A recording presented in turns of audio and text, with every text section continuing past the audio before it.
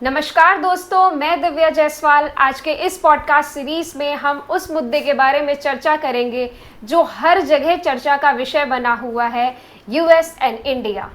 और इसके पीछे का जो मेन टॉपिक है वो है ट्रेड वॉर एंड टैरिफ। तो सबसे पहले पॉडकास्ट शुरू करने से पहले हमको ये जानना बहुत ज़रूरी है कि ट्रेड वॉर और टैरिफ क्या होता है। तो आज आपके सारे इससे रिलेटेड सवालों का जवाब देने के लिए हमारे साथ हैं मिस्टर राजेश शुक्ला सर। और सर, ज़्यादातर आज के टाइम पे कई सारे ऐसे भी लोग होंगे जो अनभिज्ञ होंगे कि ट्रेड वॉर की असली मीनिंग क्या है, या टैरिफ क्या है, या उसके मेन ऑब्जेक्टिव्स क्या हैं, या ट्रेड वॉर शुरू होने का कारण क्या है। तो आप प्लीज़ हमारी उस ऑडियंस के इन सारे सवालों का जवाब देते हुए इसके बारे में बताइए। दिव्या जी, थैंक यू एक बार फिर से मुझे अपने साथ इस चर्चा में शामिल करने के लिए। आपने सही कहा, ग्लोबली ये आज इतना चर्चा का विषय बना हुआ है। ट्रेड वॉर शायद चर्चा का विषय कम है, भारत के साथ अमेरिका के संबंधों पे चर्चा ज़्यादा है जी। क्योंकि ये ट्रेड वॉर आज का नहीं है। ये ट्रेड वॉर की मीनिंग अगर मैं अपने लोगों को बताना चाहूँ तो ट्रेड वॉर एक इकोनॉमिक डिस्प्यूट है, एक कॉन्फ्लिक्ट है। और ये नॉर्मली जब एक कंट्री ये परसीव करता है कि कोई दूसरा कंट्री अनफेयर ट्रेड प्रैक्टिसेस से उसके यहाँ की इकोनॉमी को डिस्टर्ब कर रहा है, तो वो उसे रोकने के लिए कुछ ऐसे रेस्ट्रिक्शंस, कुछ ऐसे टैरिफ यानी कि एक्स्ट्रा उसके ऊपर चार्जेस लगाता है, जिससे कि उसका वो प्रोडक्ट उसकी मार्केट में महंगा हो जाए और उसकी मार्केट को डिस्टर्ब न करने पाए, जिससे कि उसके यहाँ के प्रोडक्ट ज़्यादा मार्केट में सर्कुलेट करें। इसको दूसरा कंट्री कैसे रिस्पॉन्ड करता है? दूसरे कंट्री को लगता है कि वो हमें रोकने के लिए ये सब कर रहा है, तो वो अपने यहाँ उनके इंपोर्ट पर वो जवाबी टैरिफ लगाना शुरू कर देता है। धीरे धीरे ये इतना बढ़ता जाता है कि ये एक तरीके से उनके इंटरनेशनल ट्रेड को डिस्टर्ब करना शुरू कर देता है। और इसी को ट्रेड वॉर हमारे ग्लोबल मीडिया जगत में कहा जाने लग जाता है। ये एक्चुअली अपने अपने ट्रेड को, अपने अपने डोमेस्टिक बाज़ार को बचाने का एक एफर्ट है। नेगेटिवली कभी कभी इसे प्रेशर टैक्टिक्स के रूप में इस्तेमाल करते हैं, लेकिन पॉजिटिवली अगर देखें कंट्री के अपने पॉइंट ऑफ व्यू से, तो वो अपने ट्रेड बैलेंस को, यानी कि जो उसका व्यापार घाटा है, बैलेंस ऑफ पेमेंट है, कभी कभी उसको बैलेंस करने के लिए ऐसे करता है। फॉर एग्जांपल इंडिया को देखें तो इंडिया 2024 में लगभग $40 बिलियन का उसने इंपोर्ट किया अमेरिका से, और लगभग $80 बिलियन का एक्सपोर्ट किया। अमेरिका परमानेंट भारत के साथ व्यापार घाटे में है। ये व्यापार घाटा लगभग डबल का है। तो ऐसी स्थिति में वो अपने यहाँ के लॉबी से परेशान कि क्योंकि यहाँ पर कई सारे ऐसे सेक्टर हैं जो अमेरिका के लिए बंद है, लेकिन अमेरिका में कोई सेक्टर भारत के लिए बंद नहीं है। तो वो इसको अनफेयर मान रहा है, अनफेयर मानते हुए इसके ऊपर टैरिफ लगा रहा है, जिसे ग्लोबल मीडिया में एक ट्रेड वॉर की तरह एक्सप्लेन किया जा रहा है। अच्छा, ओके। तो सर, जैसा कि 2018 में चाइना और यूएस का भी इसी तरीके का एक ट्रेड वॉर था जो कि काफ़ी चर्चा में था, तो उसके शुरू होने के क्या कारण थे सर? उसका कारण भी कमोबेश यही जो मैंने बताया इसी की तरह का था, क्योंकि चाइना के साथ अमेरिका का भी जो भुगतान संतुलन था, बैलेंस ऑफ पेमेंट या ट्रेड बैलेंस जिसे हम कहेंगे, वो नेगेटिव था। उसको लेकर ट्रंप के पहले कार्यकाल की बात करें तो ट्रंप प्रशासन ने कई सारी वस्तुओं पर टैरिफ लगाया। चाइना ने जवाबी टैरिफ लगाया। बाद में ट्रंप चले गए, बिडेन प्रशासन आया, उसने भी उसको कंटिन्यू किया। बिल्कुल। बाद में जाकर एक ट्रेड डील होती है जिसमें यह हुआ कि लगभग $200 बिलियन का आयात ऐसा करेगा कि अमेरिकी वस्तु चाइना के बाज़ार तक पहुंचाएं। एक दोनों ने फर्स्ट लेवल का एक समझौता किया, चाइना ने और अमेरिका ने। लेकिन बाद में कोरोना आ गया, जिसके कारण चाइना अपना ये जो कमिटमेंट है पूरा नहीं कर पाया, जिसके कारण उसके ऊपर और टैरिफ लगाने की बात की जाने लगी। बाद में चाइना ने एडिशनल मार्केट ढूंढे और अपने बाज़ार को और एक्सपैंड करने की कोशिश किया। वो अभी उसका ट्रेड वॉर ख़त्म नहीं हुआ है, क्योंकि भारत में तो 50% है, उसके ऊपर 125% के ऊपर है, यानी कि चाइनीज़ प्रोडक्ट के ऊपर 125%, 125% से ज़्यादा का कई सारी वस्तुएं जिनके ऊपर टैरिफ लगा हुआ है। हमारे यहाँ तो 50% मैक्सिमम। तो लेकिन ओवरऑल देखा जाए तो ट्रेड वॉर कहीं ना कहीं कंट्रीज़ इस प्रैक्टिसेस में, अनफेयर प्रैक्टिसेस को रोकने के लिए जब टैरिफ और रिटेलिएशन में टैरिफ लगाए जाते हैं तो यहीं से ट्रेड वॉर स्टार्ट होता है। अच्छा सर, तो इस ट्रेड वॉर या टैरिफ का हमारी ग्लोबल इकोनॉमी या हमारे जो कंज्यूमर्स हैं इन पे क्या फ़र्क पड़ता है? देखिए, सीधा फ़र्क पड़ता है। चूँकि हम लोग नॉर्मली यूएस और इंडिया की बात कर रहे हैं, तो अगर अमेरिका ने भारत के इन प्रोडक्ट पर लगाया है टैरिफ, क्या इम्पैक्ट होगा? हमारी कंपनियां, देखिए हमारा टेक्सटाइल, हमारा जेम्स एंड ज्वेलरी या हमारे जो सी फूड्स हैं, ये उनके बाज़ार में 15% की हिस्सेदारी रखते हैं। बिल्कुल। और अगर देखा जाए तो एक बड़ा क्षेत्र यानी एक बड़ा सेक्टर एम्प्लॉयमेंट पाता है इसमें। अब अगर ये व्यापार प्रभावित होगा, कंपनियां बंद होगी तो अनएम्प्लॉयमेंट आएगा, साथ ही साथ भारत ट्रेड डेफिसिट में जाएगा अल्टीमेटली, क्योंकि अगर वो $80 बिलियन का एक्सपोर्ट कर रहा है, $80 बिलियन में से अगर $40 बिलियन इन सेक्टर्स का है तो नेचुरल सी बात है किसको नुकसान होगा? हमारे ट्रेड को नुकसान तो होगा ही होगा, साथ ही साथ हमारे यहाँ की जो कंपनियाँ जो एक्सपोर्ट ओरिएंटेड हैं उन पर इम्पैक्ट आएगा। उसका 50 लाख लोगों पर डायरेक्ट इनडायरेक्ट इम्पैक्ट पड़ेगा। कुछ तो अनएम्प्लॉयड हो जाएंगे, कुछ के ऊपर इनडायरेक्ट इम्पैक्ट उसका पड़ेगा, लेकिन ये भारत को प्रभावित करेगा। बिल्कुल। अगर इसका हम प्रिकॉशंस देखें कि और क्या क्या हो सकता है, अमेरिका का ये जो ट्रेड का एक चाल है, इसे कहेंगे भारत के साथ उनका एक ये चाल है। उनका कहना है कि आप अनफेयर प्रैक्टिसेस कर रहे हो, हम आपको फ्री मार्केट दे रहे हैं, आप अपने यहाँ पर हमारे यहाँ के चीज़ों को इस नाम पर कि आपने अपने यहाँ के प्राइमरी सेक्टर को प्रोटेक्ट कर रखा है, आप हमारे प्रोडक्ट पे इतना हैवी टैक्सेशन लगाते हो, दिस इज़ अनफेयर। अगर आप लगा रहे हो हम भी लगाएंगे। अच्छा सर, इस ट्रेड वॉर के नकारात्मक पहलुओं के साथ साथ तो इसके कुछ सकारात्मक भी पहलू होंगे, तो क्या इसको एक पॉजिटिवली किसी तरीके से देखा जा सकता है कुछ फेसेस के अंदर? देखिए, ट्रेड वॉर जब होता है, मैंने अभी बताया कि दोनों कंट्रीज़ एक दूसरे पे आरोप लगाते हैं कि उनके साथ अनजस्टिस हुआ है या फिर अनफेयर ट्रेड प्रैक्टिसेस हैं, और ऐसे में एक दूसरे के ऊपर लगा, यानी कि हमारा एक्सपोर्ट जो हमने किया है उस कंट्री में महंगा हो जाएगा, तो वो अपने देश के जो डोमेस्टिक प्रोड्यूसर्स हैं उनको प्रोडक्शन मिल रहा है, तो उनके लिए तो अच्छा हो गया। हमारे यहाँ जो लोग एक्सपोर्ट कर रहे हैं उनके ऊपर नेगेटिव इम्पैक्ट पड़ा। क्यों? क्योंकि अब उनका सामान महंगा हो गया, तो वहाँ पर अभी जैसा कि अब मैं आपको बताऊँ, लास्ट हमारे यहाँ के फार्मास्यूटिकल्स या टेक्सटाइल इंडस्ट्री जुड़े हुए लोगों ने स्पष्ट तौर पे ये बताया कि अमेरिकी कंपनियां उनसे 20% का डिस्काउंट मांग रही हैं। वो कह रही हैं कि टैरिफ लगने के बाद सामान महंगा हो गया, वो सेल नहीं हो पाएगा, तो आप डिस्काउंट करो। अब ये डिस्काउंट करेंगे तो अपना कॉस्ट कहाँ से निकालेंगे? सेकेंडली, अगर इनका सामान महंगा है तो कंपटीशन में और ज़्यादा उसको प्रॉब्लम आएगी। ऐसे में वो जब सेल नहीं कर पाएगा तो यहाँ से एक्सपोर्ट पे इम्पैक्ट पड़ेगा।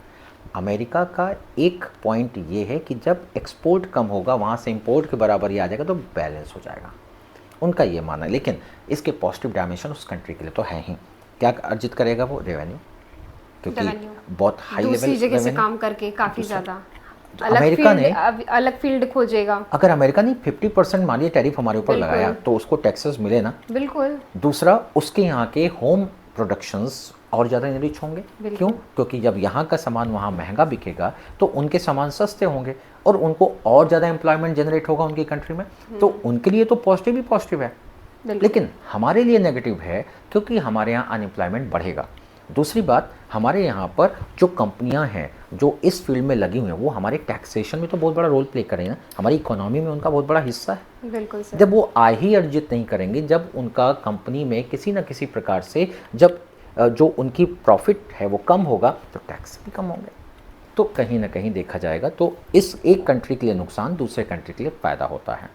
ट्रेड वॉर में हमेशा वो कंट्री जो एक्सपोर्ट ओरिएंटेड है वो और जो इंपोर्ट ओरिएंटेड है वो दोनों अपनी अपनी दृष्टि से अपने अपने इस ट्रेड प्रैक्टिसेस को सही साबित करने की कोशिश करते हैं। तो अगर ट्रेड वॉर के नेगेटिव इफेक्ट्स हैं तो इसके कुछ पॉजिटिव एस्पेक्ट्स भी हैं, है ना? उसको भी ट्रेड वॉर के नहीं कहेंगे, टैरिफ के हैं, जो टैरिफ लगाए जा रहे हैं उसके। ट्रेड वॉर तो ट्रेड को नुकसान ही पहुंचा रहा है, कहीं ना कहीं भरोसे को कम करता है, इन्वेस्टर्स के भरोसे को कम करता है, प्रोड्यूसर्स के भरोसे को कम करता है।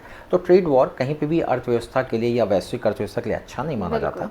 लेकिन कंट्रीज जो टैरिफ इम्पोज करते हैं कहीं ना कहीं उसके लिए तो बहुत पॉजिटिव है सर। हाँ सर। अच्छा, आज के टाइम पे जैसे यूएस इंडिया का ये जो एक बना हुआ है चर्चा का विषय कि जब से हमारे डोनाल्ड ट्रंप जी ने 6 अगस्त को ये डिक्लेयर किया कि एडिशनल 25% टैरिफ लगेगा हमारी इंडिया से जितने भी वस्तुएं जा रही हैं यूएस के अंदर।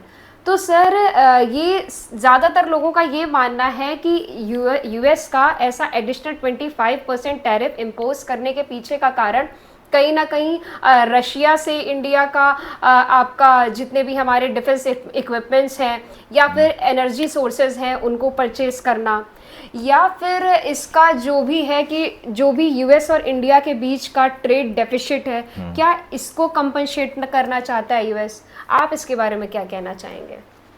देखिए दिव्या जी, कई सारे इसमें ओपिनियंस हैं, लेकिन मैं आपको ये बता दूं कि 25% जो 6 अगस्त को यानी जो 7 से लगा है वो रशिया के साथ ट्रेड के कारण नहीं है। जो रशिया के साथ ट्रेड वाला है वो अभी 27 तारीख से लगा है, क्योंकि ये 25% कहा गया था कि अगर इसने तेल लेना बंद नहीं किया तब हम लगाएंगे, और भारत ने बंद नहीं किया, तो ये यानी 50% टैरिफ है। 25% उसने इनिशियली लगाया था कि ट्रेड इम्बैलेंस है, तो इस वजह से हम लगाएंगे। एक्चुअली अगर हम ट्रंप प्रशासन के ही अधिकारियों के तरफ से बात करें तो उनका मानना है कि ये कहीं से इम्बैलेंस का रिजल्ट नहीं है, क्योंकि लॉन्ग टाइम से है।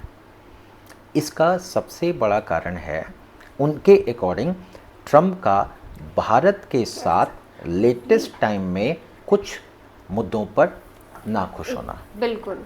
भारत और पाकिस्तान के साथ वॉर में Pakistan was at the position, वो उस स्थिति में था जहाँ पर कि भारत हावी हो रहा था।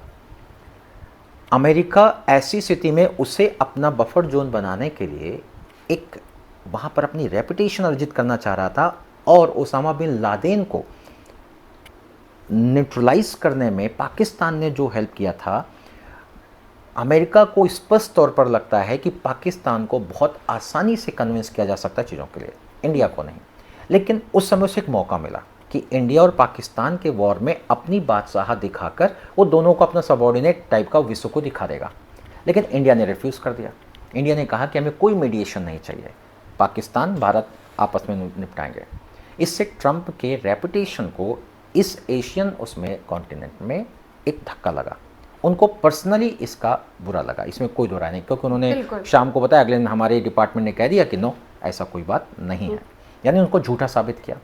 दूसरी चीज़, उनका एक बहुत बड़ा उनकी इम्पोजिशन पे एक अलग तरीके का इम्पैक्ट गया। और दूसरी चीज़ मैं आपको बताऊं कि वो ईगो इशू बना चुके हैं अपने यूक्रेन वॉर को बंद कराने के लिए। बिल्कुल। उनको ये लगता है कि he is the supreme power, अब वो यूक्रेन वॉर को बंद करा के अपनी बादशाह पूरे विश्व में फिर से स्थापित कर लेंगे। चाइना को, जो चाइना ने इस दौरान दिखाया है कि चाइना अगला सुपर पावर वो रिप्लेस कर सकता है अमेरिका को। कहीं ना कहीं एक तरीके का इंडिया पे एक प्रेशर डालने का भी प्रयास है सर, यूएस का। उधर यूक्रेन को वॉर रुकाने के लिए वो लगे पड़े और बहुत सारा पैसा यूक्रेन में खर्चा कर रहे हैं हथियारों में। और भारत रूस के साथ जो अपना ऑयल का ट्रेड कर रहा है उसमें एक बहुत बड़ा अमाउंट उसको ट्रांसफर कर रहा है। बिल्कुल। अमेरिका ये कहना चाह रहा है कि हमारे सारे एफर्ट को भारत न्यूट्रलाइज कर रहा है, क्योंकि हम इतना हथियार कब तक देंगे यूक्रेन को? युद्ध कभी रुकना चाहिए, और जब तक रूस के पास पैसा आता रहेगा तब तक कैसे रुकेगा? तो वो उसकी सप्लाई चेन को काटना चाहता है। वो कह रहा है कि भारत तो सप्लाई कर रहा है, पैसे की सप्लाई कर रहा है, रिसोर्सेज सप्लाई कर रहा है। तीसरी बात जो बियॉन्ड द कर्टन आदमी को लग रहा है, लेकिन प्रैक्टिकली पहली बात है वो, और वो है डेयरी सेक्टर का अमेरिका के लिए ना खोला जाना। बिल्कुल। क्योंकि वो शुरू से बिडेन प्रशासन ही नहीं, जितनी भारत सरकार आई आप खाली मोदी सरकार की बात नहीं करेंगे और उधर बिडेन और ट्रम्प की बात नहीं करेंगे। सर हमेशा से ही यूएस इन्वॉल्व होना चाहता था इंडिया की डेयरी सेक्टर के अंदर। 40 करोड़ से ज़्यादा जो किसान इसके ऊपर डिपेंडेंट हैं और इसलिए इतना बड़ा सेक्टर हमारी डेयरी इंडस्ट्री पर निर्भर है कि भारत सरकार ये रिस्क नहीं ले सकता क्योंकि वो वल्नरेबल हैं। और अगर अमेरिका या किसी भी सेक्टर के लिए खोला गया ना डेयरी सेक्टर को, तो उसका बहुत बड़ा इम्पैक्ट भारत की इकोनॉमी पे पड़ने जा रहा है। अच्छा सर, अगर यूएस हमारे इंडिया के, वैसा होगा नहीं लेकिन अगर बाई चांस होता है, अगर ऐसा यूएस हमारे इंडिया के इस डेयरी सेक्टर में अगर इन्वॉल्व होता है तो यहाँ इंडिया के किसानों पर और हमारे जो डेयरी उत्पादक हैं उन पर इसका क्या असर पड़ेगा? देखिए, भारत का जो डेयरी सेक्टर है अभी ये यूरोपियन सेक्टर की तरह बहुत ही डेवलप्ड नहीं है। इसे प्राइमरी सेक्टर का हिस्सा मानते हैं क्योंकि सर एक नींव है ये, एक आई थिंक दैनिक रोज का वो भी है है। हमारी अर्थव्यवस्था भले ही इंडस्ट्री से चलती है सर्विस, लेकिन उसका बेस हमारा एग्रीकल्चर ही है। एग्रीकल्चर। दूसरा, ये जो हमारा डेयरी सेक्टर है इस पर निर्भरता हमारे इंडिया में लगभग 50% से ज़्यादा लोगों की है। बिल्कुल सर। 40 करोड़ लोग तो सीधे इन्वॉल्व हैं इसमें। तो ऐसी स्थिति में चूंकि ऐसा कोई भी कदम कि हम विदेशों के लिए इस सेक्टर को खोल दें, वो कहीं ना कहीं जाकर पूरे भारत की अर्थव्यवस्था और आगे आने वाली सिचुएशन बड़ी समस्या पैदा कर सकता है। जब तक हम टेक्नोलॉजिकली नहीं वो जाते हैं, जब तक हम अपनी रिवोल्यूशन के लेवल पर ना पहुंच जाएं कि डेयरी सेक्टर को हम एक इंडस्ट्रियल सेक्टर की तरह कन्वर्ट कर पाएँ, तब तक अमेरिका जैसे देशों को या जो डेवलप कंट्रीज़ हैं जो खाली प्रॉफिट के लिए यहाँ पर आएंगे, उन्हें यहाँ पर एंट्री देना भारत के इस सेक्टर के लिए बड़ा हानिकारक हो सकता है। और यही कारण है कि चाहे वो कांग्रेस की सरकारें रही हों, चाहे भाजपा की सरकार हो, किसी ने भी इस सेक्टर को ओपन नहीं किया, क्योंकि ये ओपन करना भारत की रीढ़ पर प्रहार कर देने जैसा होगा। क्योंकि यहाँ के सर इंडिया के ज़्यादातर किसान इसे दैनिक अपनी एक उसकी तरीके से लेते हैं कि हमारी ज़रूरत है, एक बेसिक नीड की तरीके से इसको लेते हैं, और इतना टेक्नोलॉजी में भी हमारे यहाँ पे अभी हाई नहीं है। तो अगर अमेरिका घुसा तो इसका काफ़ी ज़्यादा एक नेगेटिव इम्पैक्ट हो सकता है। वहाँ के डेयरी प्रोडक्ट जो हैं वो उनको एक असिस्टेंस है, उनको एक हाई टेक्नोलॉजी का लाभ है, उनको अच्छी मार्केट का लाभ है, और वो कहीं ना कहीं भारत के बाजार पे कब्जा कर लेंगे। और कब्जा करने के बाद जो असर पड़ेगा वो 40 करोड़ 50 करोड़ लोगों पर पड़ेगा। उनके घरों में पड़ेगा सर, उनके से जुड़े हुए उनके परिवारों पे पड़ेगा, उनकी सेविंग पर असर पड़ेगा, इन्वेस्टमेंट पे असर पड़ेगा, अल्टीमेटली जीडीपी को अफेक्ट करेगा, ओवरऑल इकोनॉमिक डेवलपमेंट को करेगा। तो बहुत सोच समझ के भारत सरकार ने फैसला लिया है, तो इसमें किसी को इन्वॉल्व नहीं करेंगे। तो आई थिंक आज के इस पॉडकास्ट में हमारे ट्रेड वॉर और टैरिफ से जुड़े हुए जितने भी सवाल आज के टाइम पे सबके मनों में होंगे, तो सर ने उन सारे ही सवालों के जवाबों का हल दिया इसमें। Thank you so much sir. और आप इससे रिलेटेड क्या हमारे ऑडियंस से कुछ कहना चाहेंगे? तो मैं चाहूँगी 2 लाइन में आप कुछ कहें। दिव्या जी, ये तो एक सामान्य चर्चा का विषय है। कंट्रीज़ के बीच कोई परमानेंट एनिमिटी या कोई फ्रेंडशिप ऐसी नहीं होती, पर्सनल इंटरेस्ट से चलते हैं।